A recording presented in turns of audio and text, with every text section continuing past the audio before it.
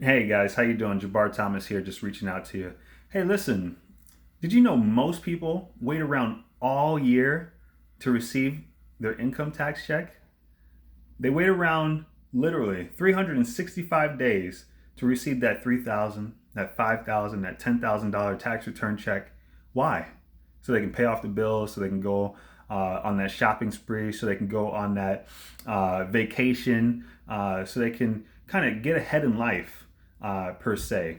But did you know with that same tax return check, you can take that money and put it towards a house. You can buy a house with it.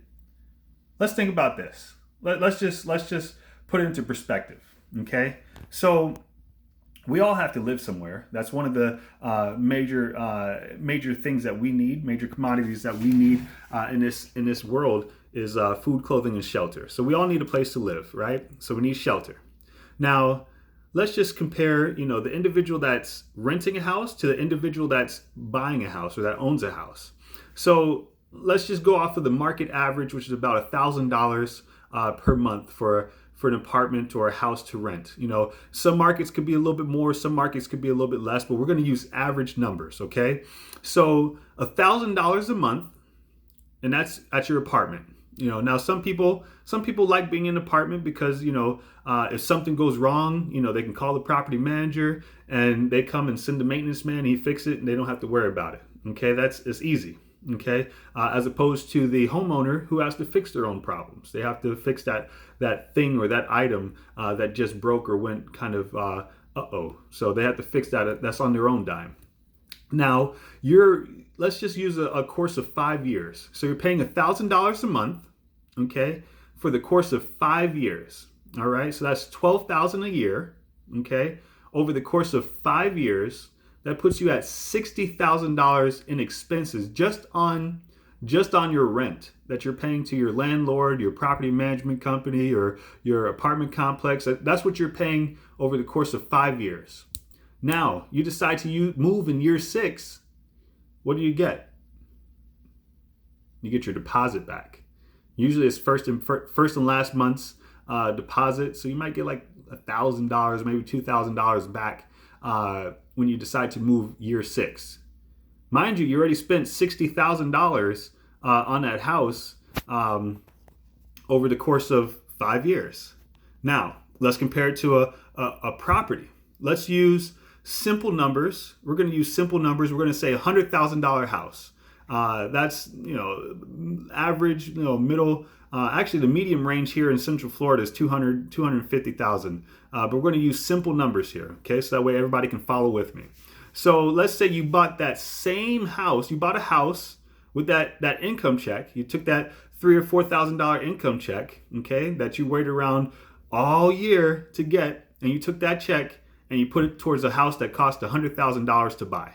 You get a mortgage on it. Your mortgage, now, mind you, usually your mortgage actually turns out to be a little bit less than what most people end up paying in their rent. But let's just say that same $1,000. We're going to use easy numbers. So you spend $1,000 a month on your mortgage. Okay? So you spend $1,000 a month on your mortgage for the next 5 years. Okay? So that's $12,000 a year, $60,000 over the next 5 years that you're going to spend towards your mortgage. Okay? Now you bought that house for $100,000. All right? You bought that house for $100,000 and you spent $60,000 towards that house. All right? So now that means you only owe $40,000 on that house. Okay? So we're going to take that $60,000, we're going to subtract it from that $100,000, and that puts you at $40,000 left. Now, you decide to move on year 6 and you decide to sell that house. Now what happens, and we didn't even talk about this, but there's something called appreciation, okay? There's something called appreciation in the real estate industry. And what appreciation is just the value of the house historically, year after year, is intended to go up a small percentage. Maybe the value of that house goes up maybe 2. We've seen anywhere from 5 to 7 to 10% increase as far as the value over the next year. So we had 5 years, let's just say an average of 2% in appreciation. That puts you at about $10,000 increase over the next 5 years, okay? a little more than 10,000. So your house is worth 110,000 now when you go to sell it. Okay. Now, mind you, you paid $60,000 down. You bought the house for 100,000, so you only owe $40,000, and you go to sell a house for 110. Okay. So when you go to sell that house, the only person you have to pay back is the mortgage company that loaned you $40,000. Okay. Now you sell it for 110 minus 40,000. All right. That puts you at $70,000. Okay, $70,000 that goes into whose pocket? Your pocket. Your pocket. That means $70,000 goes back into your pocket when you go to sell that house.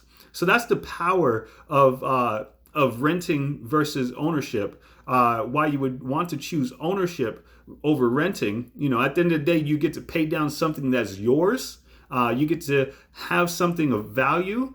And you know that money actually comes back into your pocket because it's a long-term investment. Owning a house is almost like a long-term savings plan that you have and that you're living into. So that's my rant today over home ownership versus rentership.